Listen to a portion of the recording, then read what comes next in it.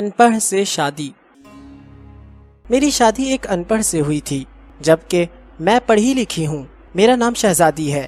سچ بتاؤں تو میرا خواب تھا ایک پڑھا لکھا اچھا کمانے والا لڑکا، لیکن کچھ مجبوری میں شفیق سے شادی کر دی گئی۔ مجھے شفیق سے بدبو آتی تھی، ان کا کام اتنا اچھا نہ تھا۔ خیر، میں اللہ کے سامنے رو کر دعا مانگتی تھی، یا اللہ، یا تو شفیق کو مار دے یا پھر اس سے جان چھڑوا دو میری کسی طرح۔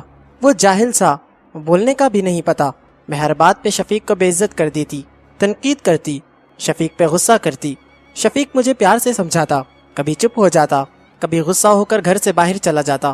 میں ایک بار جھگڑ کر امی ابو کے پاس چلی گئی اور ضد کی کہ بس طلاق لینی ہے شفیق سے۔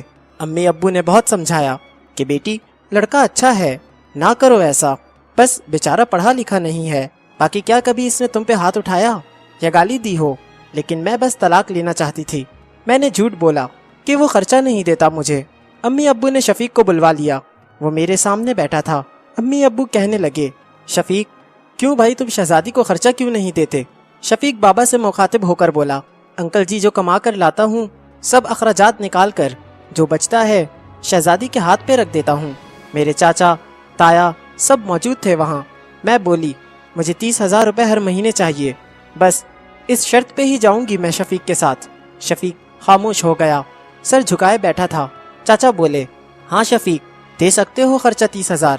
کچھ لمحے خاموش رہا، پھر میری طرف دیکھنے لگا، لمبی سانس کھینچی، بولا، ٹھیک ہے، میں شہزادی کو 30,000 روپے دوں گا الگ سے ہر مہینے۔ میں نے دل میں گالی دی، کمینے، دیکھنا جینا حرام کر دوں گی تمہارا۔ میں شفیق کے ساتھ چلی گئی۔ ہم بجلی، پانی، گیس کا بل، راشن، کھانا، سب اخراجات بھی تھے۔ شفیق سے جب بھی پوچھا کیا کام کرتے ہو تو کہتا گورنمنٹ آفس میں کام کرتا ہوں۔ اس کے علاوہ نہ میں نے کبھی پوچھا نہ انہوں نے بتایا۔ خیر، شفیق ہر مہینے مجھے 30,000 روپے دیتا۔ ایک دن میں نے کہا، مجھے آئی فون لے کر دو۔ میں بس تنگ کرنا چاہتی تھی کہ شفیق مجھے طلاق دے دے۔ شفیق مسکرانے لگا، میرے پاؤں پکڑے اور بولا، شہزادی لے دوں گا، پریشان نہ ہو، تم بس مجھے چھوڑ کر جانے کی بات نہ کیا کرو، جو کہو گی کروں گا۔ میں کبھی کھانے میں مرچ ڈال دیتی تو کبھی زیادہ نمک۔ وہ تھکا ہارا کام سے آتا، کھانا کھا کر بے ہوش کی طرح سو جاتا۔ نہ جانے کون سا کام کرتا تھا کہ اتنا تھک جاتا ہے۔ میں جتنی نفرت کرتی تھی اس جاہل سے، وہ اتنی محبت کرتا تھا۔ میں ایک دن اپنی دوست کے ساتھ کار میں شاپنگ کرنے جا رہی تھی، شہر کے سب سے بڑے اور مہنگے مال میں۔ جب ہم ایک بس اڈے کے پاس سے گزرے تو میری زندگی نے جو لمحہ دیکھا، میں بے جان ہو گئی۔ وہ شفیق جس سے میں بہت نفرت کرتی تھی، جس کو میں جاہل، ان پڑھ کہتی تھی، جس کو کبھی میں نے پیار سے کھانا تک نہ دیا تھا، جس کا کبھی حال نہ پوچھا تھا، جسے میں انسان ہی نہیں سمجھتی تھی، جسے میں قبول ہی نہیں کرنا چاہتی تھی، وہ شفیق سر پہ بوجھ اٹھائے کسی کا سامان بس پہ چڑھا رہا تھا۔ ٹانگیں کانپ رہی تھیں، پرانے سے کپڑے پہنے، پسینے سے شرابور، پاؤں میں ٹوٹی ہوئی جوتی پہنی تھی۔ میں مر کیوں نہ گئی تھی؟ وہ میرے لیے کیا کچھ کر رہا تھا۔ اتنے میں ایک شخص بولا، اوئے چل یہ سامان اٹھا اور دوسری بس کے چھت پہ لوٹ کر۔ شفیق کو شاید بھوک لگی تھی، ہاتھ میں روٹی پکڑی، رول کیا ہوا، ساتھ روٹی کھا رہا تھا، ساتھ سامان اٹھا رہا تھا۔ میں قربان جاؤں، میرا شفیق میرے لیے کس درد سے گزر رہا تھا۔ میں آنسو لیے دیکھتی رہی۔ کام ختم ہوا، وہاں سائڈ پہ ایک دکان کے سامنے زمین پر بیٹھ گیا۔ کتنی بے بسی، تھکن تھی شفیق میں، سارا دن وہاں درد سہنا، رات کو میری باتیں۔ فارس سر، وہ حادثہ تھا یا اللہ کی مرضی؟ بس میرا دل بدل گیا۔ میں بن بتائے کچھ خریدے گھر واپس لوٹ گئی۔ بہت روئی تھی، بہت زیادہ۔ شفیق کو پلاؤ پسند تھا، میں نے پلاؤ بنایا۔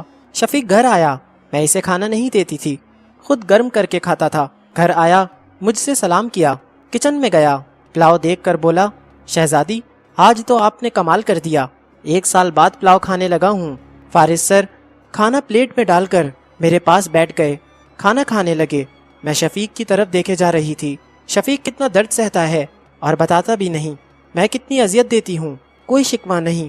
شفیق پہ آج مجھے بہت پیار آ رہا تھا، دل چاہ رہا تھا سینے سے لپٹ جاؤں۔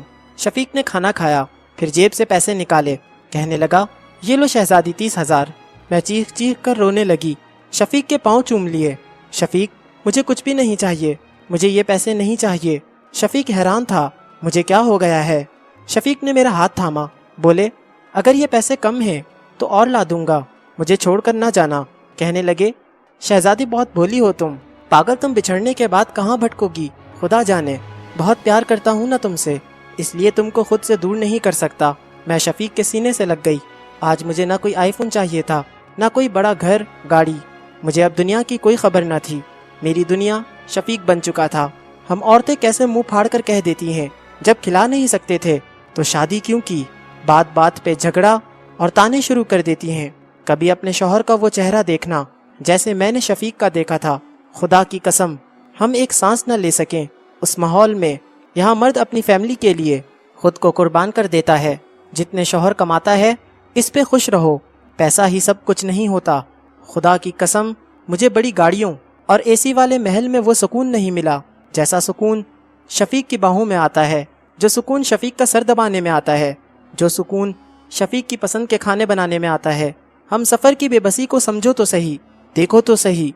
आप कभी झगड़ा नहीं करेंगी। शफीक अब मेरी ज़िंदगी है और मैं शफीक की शहज़ादी। फारिस सर, इजाज़त चाहती हूँ, शायद कोई लड़की संभल जाए। ये पढ़कर